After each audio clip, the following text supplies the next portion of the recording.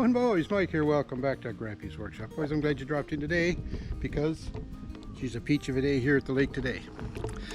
Today I'm going to start another project. I just want to talk a little bit of background here before I introduce the project. Nanny and I, been living here at the lake now for a long time, and we used to heat our camp with wood. We had a wood stove, and we used to get our own wood or buy it sometimes, and then we'd get it log length, we'd block it up, we'd split it, we'd pack it away, and then we'd bring it in, all that work that goes with a wood stove. You know what it's like if you have one. Well, the last little while, that work has been getting old, if you know what I'm trying to say there. So last spring, I guess it was, when we started this, a year ago, this past spring, we decided we would get rid of wood because the wood, first of all, if you have a wood stove, you certainly understand, wood is a lot of work. It's kind of a dirty heat too, like we had, every time you open the stove, of course, smoke escapes. You have to clean the flue, you have to clean your stove, you got to get rid of the ashes, it goes on and on the list. So we decided that in order to maybe keep the camp a little cleaner, a little fresher, make it a little easier on getting the wood stored and put away and everything, we would get rid of a wood stove and we replace it with a propane stove heater. Now we had that all last winter, was our first winter with it, and I have to tell you, it worked great. We also have a heat pump for backup, I have to mention that as well. So between the heat pump and the propane stove, it worked great. The camp was, well, as warm as it is when we have wood heat. It was more expensive though, I guess I had to put that out there. Propane is not as cheap as wood, I come to find out. The price of propane has been doing nothing but increasing since we got this propane stove. But it's a lot less work, and the camp was a lot cleaner this winter. So it was, I think, a good move for us to move to propane. Now that might not be for everybody, but for us it was a good move to move to propane. So before, when we had a wood stove, I would order my wood. I would either order it or go get wood or something, but I'd get it. I'd set it here on the landing, and it would sit there for about a year in log length. Then I would block it up and split it, and I'd put it in the woodshed, and it would stay in the woodshed for about a year before I'd use it. So the wood we were burning was well seasoned, at least 2 seasons before we'd burn it, and that was ideal, I think. It was nice dry wood, burnt good, gave good heat, wasn't too dry, wasn't too moist, right? And the way my woodshed was set up is we used to burn about 2.5 quart a year of wood.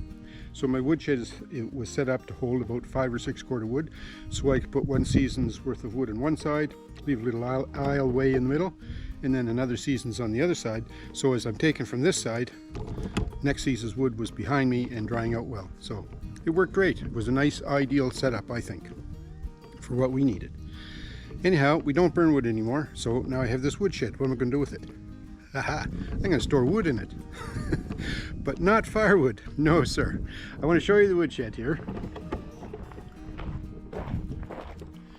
So there's the woodshed. It's on the back of my shop here. It's about 10 by 10 approximately inside dimensions. And I sheathed it with lattice. There's lattice on the inside, there's lattice on the outside. I put the lattice on there because I wanted to get airflow through the woodshed, just to make sure that the wood stayed dry. Well, not dry, stayed seasoned. Like rain and snow would still get in there and sit on the wood, but it was out of the weather, if you know what I'm trying to say there, eh? So anyway, since I don't store firewood in there anymore, I'm going to clean that shed out and convert it over to a place where I can store lumber. Dressed lumber, like construction lumber, rough lumber, things like that, pieces and parts. Now, I love woodworking, and as you know, I'm scared to death to cut wood in case I make a wrong cut. So I make lots of wrong cuts, by the way, but I don't throw those pieces out because I save them. Consequently, my shop is just chock-a-block full with little pieces of wood here and there. Like they could range from 8, 10, 12 inches long to 3 and 4 and 5 and 8 feet long. But I don't like to throw that stuff out. So I need a place to store it because I can't work in my shop anymore. It's just too clogged up. So what I'm going to do is I have some sheathing, and I'm going to just sheathe. I'm going to take the lattice off there, and I'm going to put the sheathing on here and turn this into a lumber storage area. Should be fun, eh? Let's go. So to get started here, I'm going to start to take the lattice off this wall.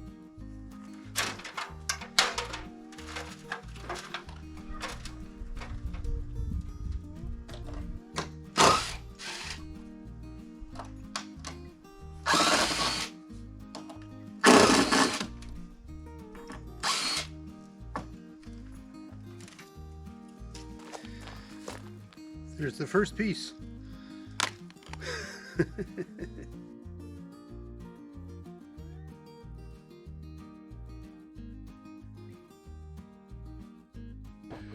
All right, so we got the panels, the lattice off of this side. Now, if you want to look here just for a second, show you something. If you see this still has lattice in here, but that's a 4x8 panel. And I made that and that one right here, and then there was two of them on the front. I made those panels a long time ago, and the reason for them was, this is before I had the sugar shack. So when I was doing my sap, I used to stand these panels up like edge to edge, long edge to long edge, and make kind of a little shelter out of the wind, wrap a tarp around it, and I did my maple sap in there. So it worked good for a couple of years, but then I ended up with the sugar shack, so I didn't need these anymore. So rather than throw them out, I had built on the lean-to here around that same time. And I said I'm just going to use those as wall panels. So originally the woodshed just had these two here and then the two in the front, but I found there was too much weather getting in on my wood. So that's when I put the lattice on the front, and then I put some screen on the inside too to try to keep some of the snow and whatnot out. It was getting so hot I had to put shorts on. That's the way she goes in the woods, eh?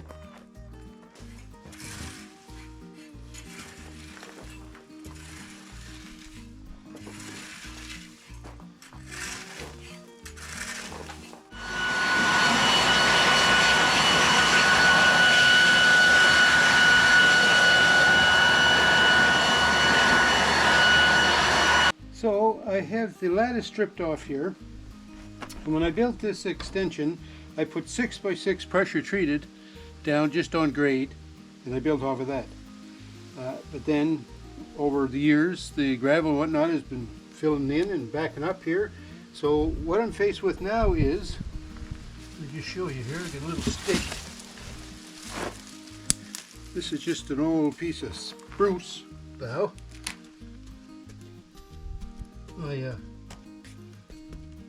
My 6x6 here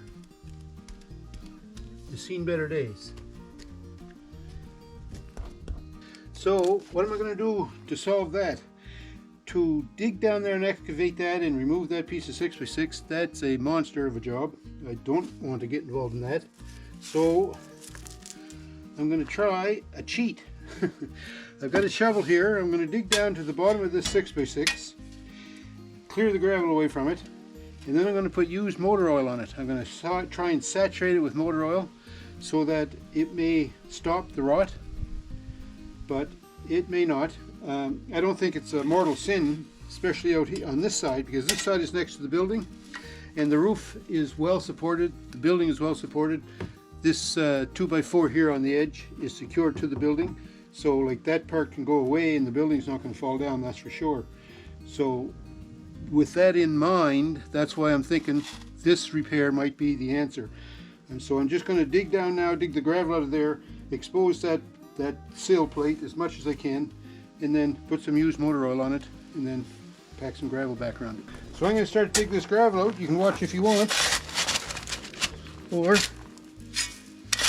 you could go do, you know, something a lot more fun.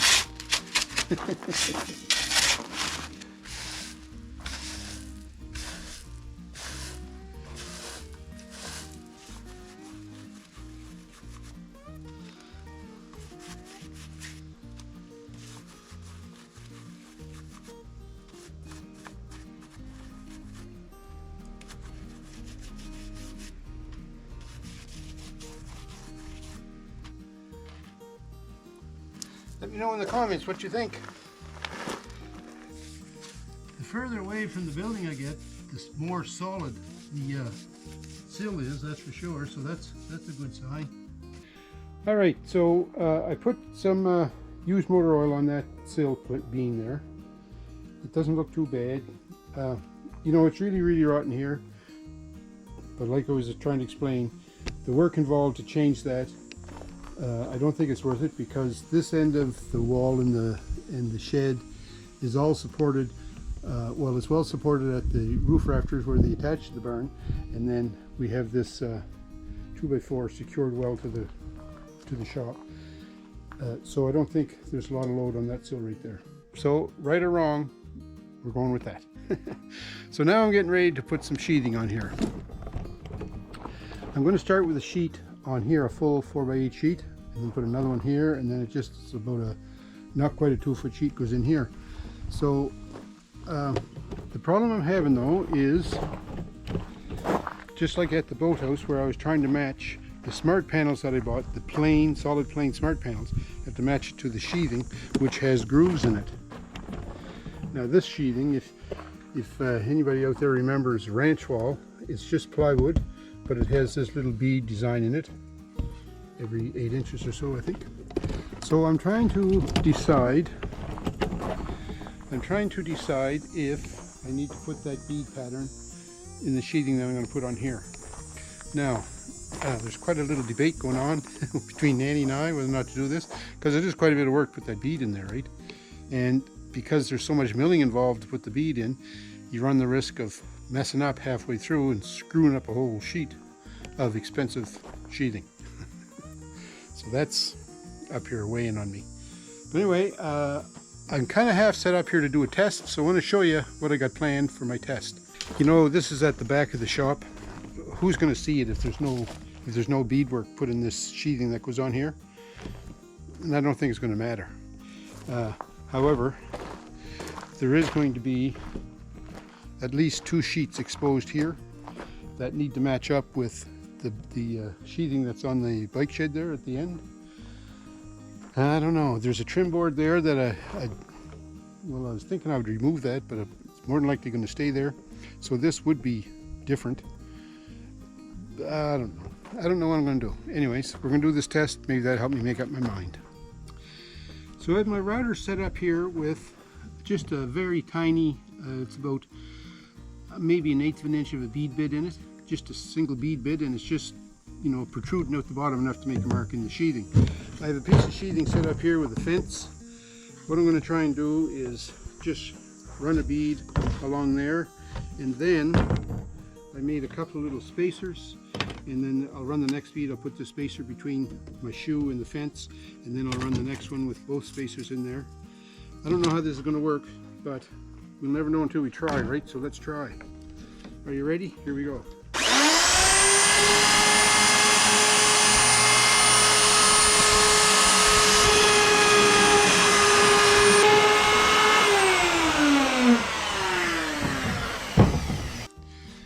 Okay, now don't forget, this is the bead we're checking, not this one. I messed around there the other day, or yesterday. This is the one we want to check. It's hard to get a good spot here to compare it.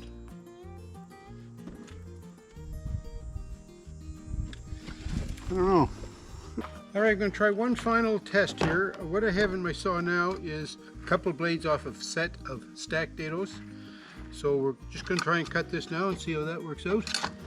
I don't know if this will work or if it won't, but all we do is try.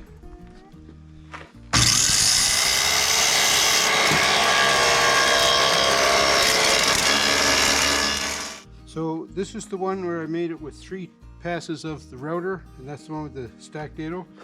Stacked dado is not quite wide enough. I'm afraid I'm going to have to decide that I'm not going to put grooves in this smart panel. I'm just going to put the smart panel up plain.